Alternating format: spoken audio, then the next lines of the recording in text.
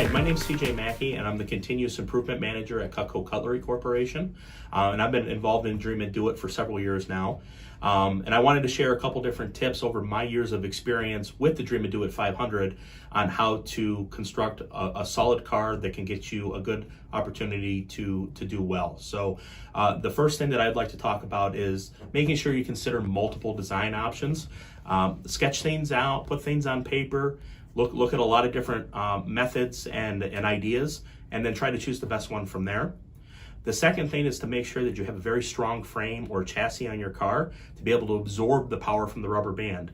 I have witnessed in the past ones where the frame wasn't strong enough and they did a really good job of coiling up the rubber band, but then it actually crushed the car. Obviously not a good thing. So, and then the third, what I would encourage you to consider is making sure that your wheels are as round as possible. Sometimes if you're cutting them out and things like that, they tend to be a little oblong or they're a little square.